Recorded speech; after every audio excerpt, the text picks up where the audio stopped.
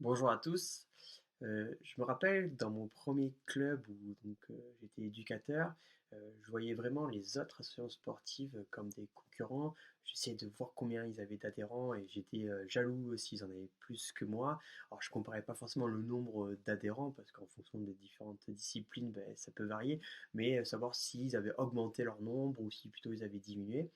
Et du coup, mon avis fur et à mesure des années a quand même évolué parce que j'ai changé de ville. Après, j'étais responsable donc de région et du coup, j'ai pu en fait finalement appréhender le sport et le monde associatif sportif dans sa globalité. Du coup, aujourd'hui, dans cette vidéo, je vais vous présenter finalement trois choses qui va vous permettre d'appréhender au mieux la concurrence et vous permettre de vous développer.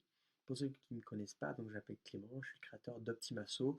On aide les associations dans leur développement, et notamment à les former, à trouver de nouvelles ressources financières pour qu'elles puissent mettre en place les projets dont elles rêvent. Le premier, la chose par rapport à la concurrence, c'est d'essayer de se différencier.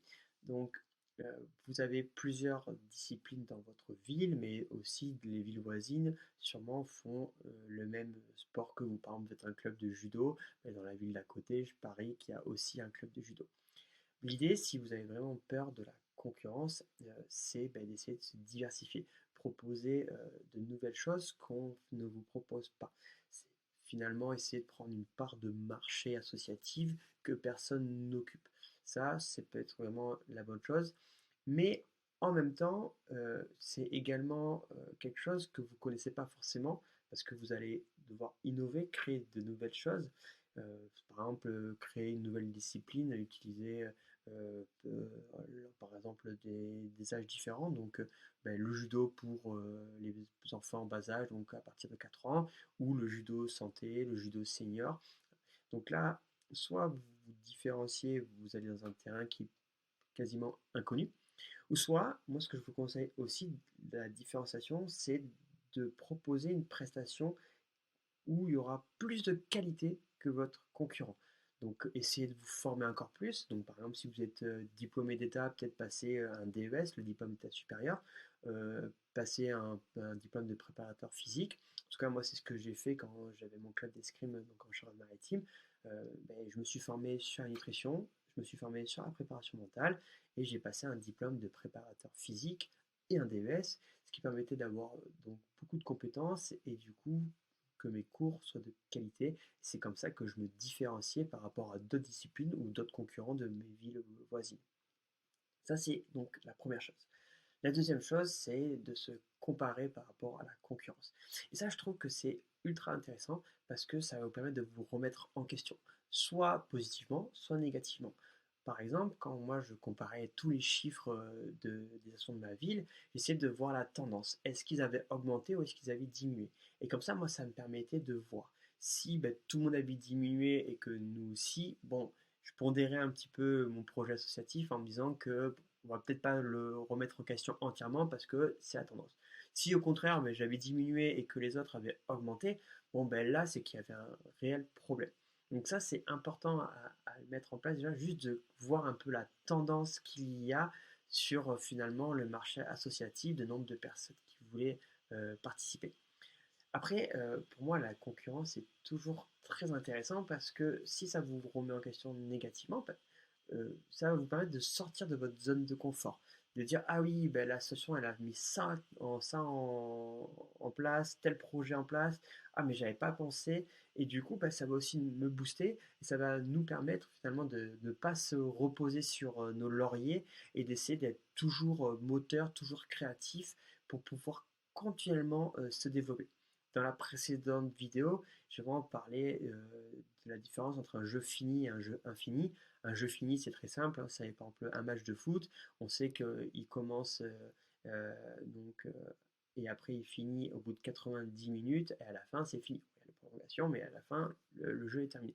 Que dans le monde associatif, c'est pareil que le monde dans l'entreprise, c'est toujours un jeu infini parce qu'il y a une perpétuelle remise en question et chaque année on recommence.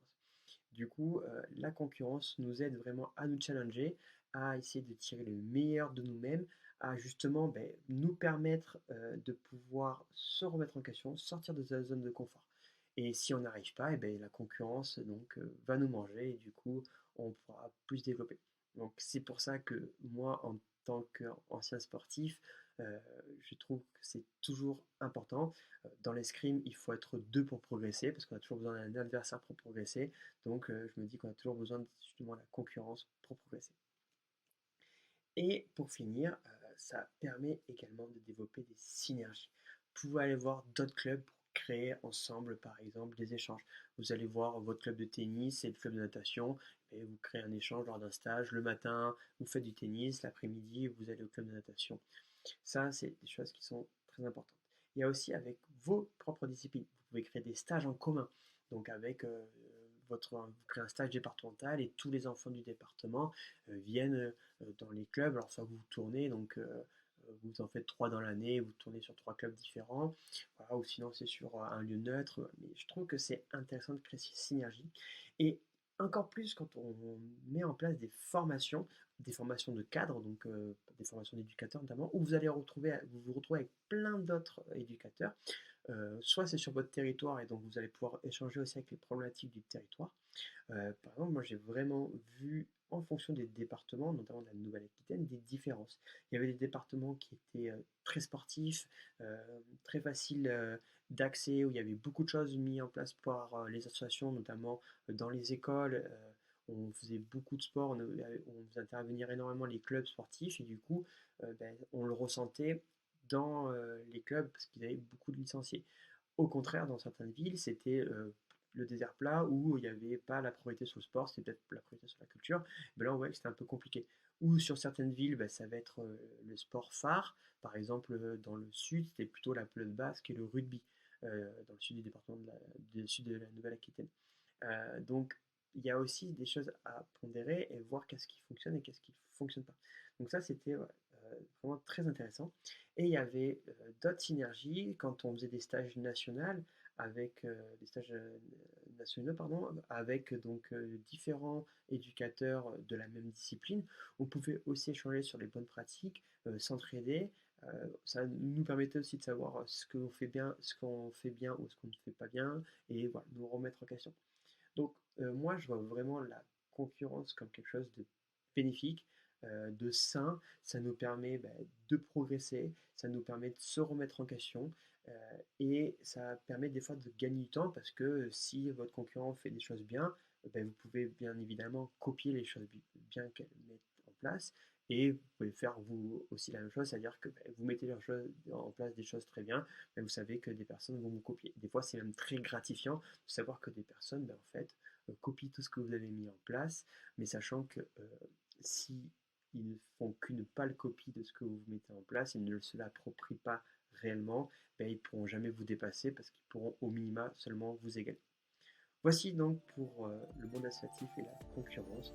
Je vous invite vraiment à développer des synergies avec toutes les associations voisines parce que ça ne peut que être bénéfique et enrichissant.